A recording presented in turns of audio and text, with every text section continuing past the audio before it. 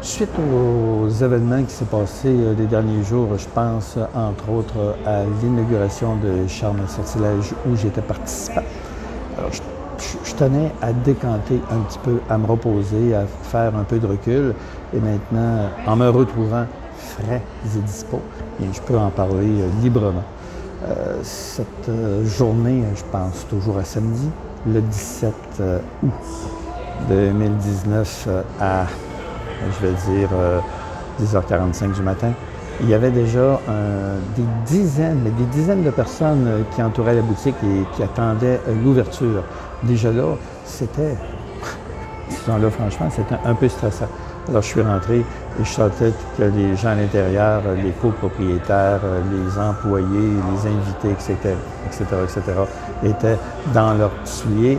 11h arrive, ça ouvre. Et ça entre allègrement. La boutique, qui n'est pas si grande que ça, c'est rapidement rempli.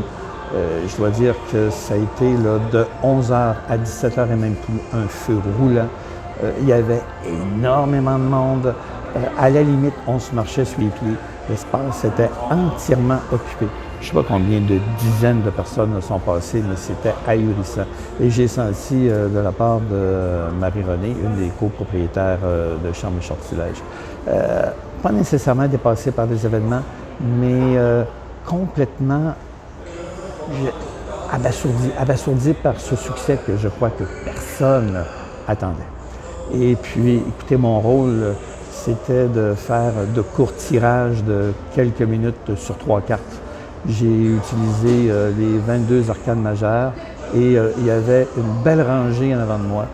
Une rangée, et j'étais installé complètement au fond de la boutique où se trouve la table des atamés. Ça n'a pas arrêté. Il y avait des gens de façon constante et continue, toujours, encore et encore. Donc, je m'étais dit, comment est-ce que je vais arriver à faire le vide? Comment est-ce que je vais arriver à faire vraiment des séances dignes de mention dans les conditions les plus difficiles possibles? Alors, je prenais la personne, je la mettais à peine 1 mètre en face de moi. On développait ensemble une bulle, un cercle de protection, un cercle intime qui nous appartenait en propre. Et ce que je disais à la personne, c'est que pendant les quelques minutes qu'elle serait avec moi, elle serait la personne la plus importante pour moi à ce moment-là. Et à ma grande surprise, tout s'est absolument bien déroulé. Le ressenti, la concentration et l'énergie que j'avais me permettaient de vraiment de faire le vide et de me trouver seul, du moins virtuellement, avec cette personne-là. Donc, je lui demandais de brasser les cartes, toujours les 22 arcades majeures. Ensuite, de couper s'il y avait à couper. Et après ça, on discartait ces 3 arcades majeures devant un reliquat de petite table, c'était à peu près la largeur de mon ordinateur portable. Et là, on y allait. Carte du centre, ce qui représente la personnalité. Alors, la carte de gauche, les aspirations et les envies de la personne. Et la carte de droite, l'aboutissement et la conclusion de. Et là, j'ai vu des choses absolument extraordinaires, des ressentis incroyables. Je me suis vraiment retrouvé en symbiose, en fait, de très belle chimie avec des gens. Et quand je voyais qu'au niveau des cartes, au niveau de la personne, il pouvait avoir certains problèmes, certaines angoisses, mais je disais à la personne que le tout était quand même très positif.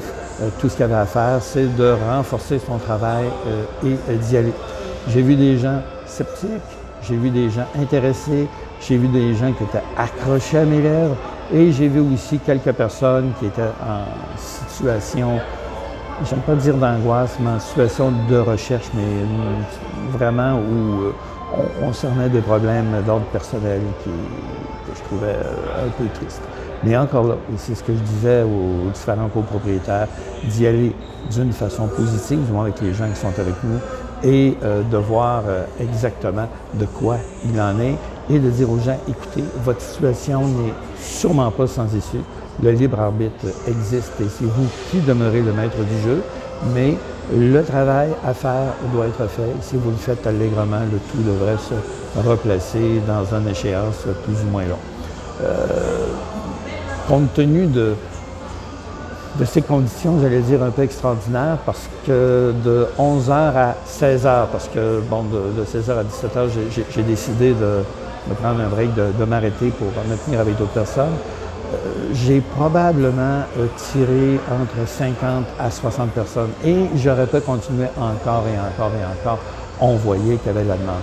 Et au travers de tout ça, malgré la fatigue accumulée lors d'une très grosse semaine de travail, d'une nuit un peu mouvementée où j'ai plus ou moins bien dormi, l'énergie était tellement présente, la chimie était tellement forte que, ma foi, je me sentais vraiment à l'aise, un peu comme un poisson dans l'eau.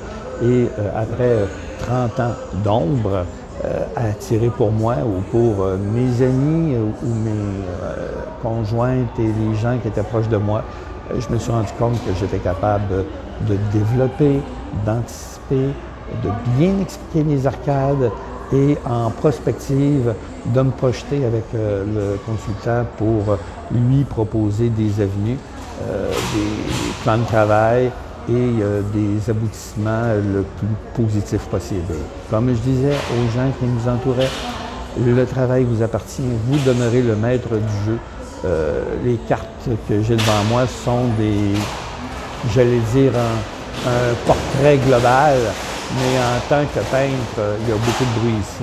Donc, en tant que peintre, il y a toujours moyen de modifier la toile pour en faire une image à votre personnalité et de vous aider dans cette évolution. Donc, ce n'est qu'un début. J'en suis fort heureux. Je pense qu'il y a une voie, il y a quelque chose à creuser de ce côté-là. Les commentaires face aux copropriétaires étaient excellents.